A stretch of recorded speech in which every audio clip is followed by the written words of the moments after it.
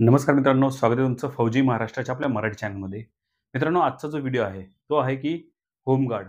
मुंबईमध्ये होमगार्ड पदासाठी व्हॅकन्सी आलेली आहे, हे तुम्हालाही माहीत आहे. परंतु प्रत्येकाला हा प्रश्न आहे मित्रांनो, की महाराष्ट्रातील विद्यार्थी या होमगार्ड भरतीसाठी पात्र आहेत का? भरपूर जणांचे मला मेसेज आले, भरपूर जणांच्या कमेंट आल्या. त्याच्यानंतर WhatsAppला मेसेज आले. तुम्ही आत्तापर्यंत आपल्या WhatsApp ग्रुपला किंवा WhatsApp नंबरला जॉइन झाला नसाल, डिस्क्रिप्शन बॉक्समध्ये आपला नंबर आहे. त्यावर तुमचा काहीही प्रश्न असू द्या, तुम्ही कमेंट बॉक्समध्ये कमेंट करू शकता किंवा WhatsAppला पाठवू शकता. तुम्हाला लवकरात लवकर उत्तर द्यायचा प्रयत्न करेन. कारण की मित्रांनो, आपली फॅमिली खूप मोठी आहे. त्याच्यामुळे भरपूर जणांचे मेसेज येत असतात. प्रत्येकाला उत्तर रोज देणं मला शक्य होत नाही. पण जसं देता येईल तसं देतो मित्रांनो. तर आजच्या व्हिडिओमध्ये आपल्याला काय पाहायचं आहे, की महाराष्ट्रातील विद्यार्थ्यांना ही होमगार्डची जी भरती आहे, मुंबई होमगार्डची भरती ही देता येईल का? त्यापूर्वी थोडक्यात आपण माहिती घेऊया, की होमगार्ड भरतीसाठी पात्रता काय आहे? तर पात्रता जर मित्रांनो पाहिली, तर सर्वप्रथम तुमची जी उंची आहे, ती उंची 160 सेंटीमीटर मुलांसाठी आणि 150 सेंटीमीटर मुलींसाठी. वयाचा जर विचार केला मित्रांनो, इथं वय तुमचं मिनिमम 20 वर्ष ते मॅक्सिमम 50 वर्षापर्यंत तुमचं असणं इथं गरजेचं आहे. या 2 अटी तुम्ही पूर्ण केल्यात. त्याच्यानंतर छाती मुलांसाठी 76 सेंटीमीटर असणं गरजेचं आहे आणि फुगवून तुमची 80 प्लस जाणं गरजेचं आहे. हे झालं तुमचं फिजिकल. त्याच्यानंतर फिजिकल तुमचं जे काय टेस्ट आहे, ती कशी असणार आहे मित्रांनो याच्यामध्ये? तर मुलांसाठी 1600 मीटर आणि मुलींसाठी 800 मीटर. बस सेकंड टेस्ट जी असणार आहे ती तुमची असणार आहे गोळाफेक. म्हणजे जसं आपलं पोलीस भरतीला आपण पोलीस भरती करताना ज्या गोष्टी करतो त्याच गोष्टी तुम्हाला या होमगार्ड भरतीसाठी सुद्धा करायच्या आहेत. ह्या 2 गोष्टी झाल्या. त्यानंतर मित्रांनो तुमचं डायरेक्टली इथे लेखी कोणत्या प्रकारची लेखी होणार नाहीये. तुम्हाला डॉक्युमेंटेशन होणार आहे आणि त्याच्यानंतर तुमचं मेडिकल जे आहे, मेडिकल सुद्धा डिपार्टमेंट घेणार नाहीये. ते तुम्हाला डायरेक्टली तुमच्या जवळच्या जे काही सरकारी हॉस्पिटल आहे त्यांच्याकडून सर्टिफिकेट आणायचं आहे.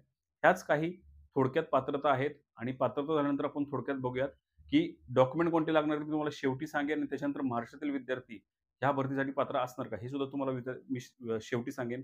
त्यापूर्वी इन केस समजा तुम्ही होमगार्ड झाला, तर तुम्हाला कोणकोणत्या फॅसिलिटी मिळतील किंवा कोणकोणत्या फायदे होतील, हे थोडक्यात मी तुम्हाला सांगतो. तर जर तुम्ही होमगार्ड झालात मित्रांनो या भरतीमध्ये, तर सगळ्यात पहिल्यांदा म्हणजे तुमचं पेमेंटचा जर विचार केला मित्रांनो, तर पेमेंट जर आपण पाहिलं, जी-आर तुम्ही ते पाहू शकता. तर जी-आरनुसार मित्रांनो पर डे ₹1083 नवीन जी-आरनुसार तुमचं पेमेंट आहे. त्याचसोबत ₹200 भत्ता. म्हणजे जर सरासरी आपण पाहिलं तर ₹1300 तुमचं पेमेंट बनतंय. आणि दुसरी गोष्ट मित्रांनो, तुम्हाला जर तुम्ही एन-सी-सी केलं असेल किंवा अदर कोणतेही खेळाडू वगैरे असाल किंवा मित्रांनो जेव्हा तुम्हाला एक्स्ट्रा ॲक्टिव्हिटीज केलेली असेल तुम्ही, तर तुम्हाला होमगार्डमध्ये आरक्षण मिळतं. पण मित्रांनो, जर होमगार्डची ड्युटी 3 वर्ष सलग केली असेल, तर तुम्हाला पुढे जाऊन पोलीस भरतीमध्ये सुद्धा आरक्षण मिळतं. तर हे काही थोड्याफार फायदा आहेत, की तुम्हाला पेमेंट चांगलं इथे कारण की जवळ आपण जर मुंबईचा विचार केला, तर मुंबईमध्ये मॅक्सिमम डेट्स ज्या काही होमगार्डची आवश्यकता पडते. कारण होमगार्डची ड्युटी जी आहे, ती रोज नसते. परंतु जेव्हा गरज पडेल, तेव्हा होमगार्डला बोलावलं जातं आणि त्यांना भत्ता जो आहे ₹1083 प्लस ₹200 ₹1300 दिला जातो. पण मॅक्सिमम चान्सेस आहेत मुंबईमध्ये, की तुम्हाला दररोज बंदोबस्त असतात. कुठे व्ही-आय-पी मूव्हमेंट असते. जे काही असेल रोज असतं. त्याच्यामुळे आपण जर अंदाज लावला तर 35 प्लस पेमेंट तुम्हाला इथे मिळण्याची शक्यता जास्तीत जास्त आहे मित्रांनो. हा थोडक्यात सारांश झाला. मी पूर्णपणे नोटिफिकेशन वाचत बसलो नाही कारण की बऱ्यापैकी सगळ्या विद्यार्थ्यांना माहिती आहे नोटिफिकेशन कसं आहे, काय आहे. ऑनलाईन फॉर्म सुद्धा भरपूर विद्यार्थ्यांनी भरले असतील. नसतील भरली डिस्क्रिप्शन बॉक्समध्ये आपली पूर्णपणे सगळ्या गोष्टींची लिंक आहे. ती लिंक पाहून तुम्ही मराठीमध्ये पोस्ट पाहून पी-डी-एफ सुद्धा आहे आणि सगळ्या गोष्टी तिथे मराठीमध्ये आलेल्या आहेत. आता मित्रांनो डॉक्युमेंटचा विचार करूया. डॉक्युमेंटमध्ये तुम्हाला काय असायला हवंय. एक तर तुमचं आधार कार्ड, पॅन कार्ड, त्याच्यानंतर तुमचे जे काही शाळेचे सर्टिफिकेट आहेत ते आणि तुमचं जे काही फिजिकल फिटनेसचं सर्टिफिकेट आहे ते. बाकी कोणतंही इथे वेगळं असं सर्टिफिकेट लागणार नाहीये आणि एक पोलीस व्हेरिफिकेशन म्हणजे तुमचा रेकॉर्ड जो आहे तो क्लिअर आहे.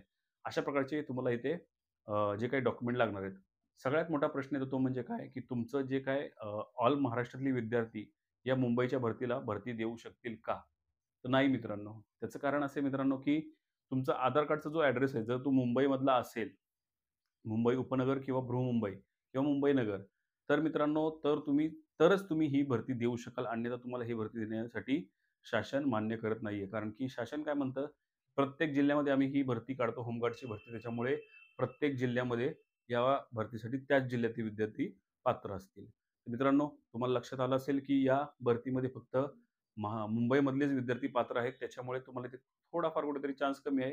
परंतु हताश होऊ नका मित्रांनो, भरपूर अशा भरत्या आहेत. जशी ग्रुप डीची भरती आता रेल्वेची आलेली आहे. त्याच्यानंतर हायकोर्टमध्ये शिपाई भरती आलेली आहे. या छोट्या-मोठ्या ज्या काही भरती आहेत मित्रांनो, तिथे तुम्ही ट्राय करत राहा. नक्कीच तुम्हाला यश मिळेल. तर मित्रांनो, आशा करतो तुम्हाला व्हिडिओ नक्कीच आवडला असेल. आवडल्यास प्लीज एक लाईक करा. त्याचसोबत मित्रांनो, तुम्ही आपल्या चॅनल जर नवीन असाल तर प्लीज एक सबस्क्राईब करा. मित्रांनो, पुन्हा भेटूया अशा एखाद्या व्हिडिओसह, अशा एखाद्या नवीन विषयासह. तोपर्यंत जय हिंद, जय महाराष्ट्र, वंदे मातरम.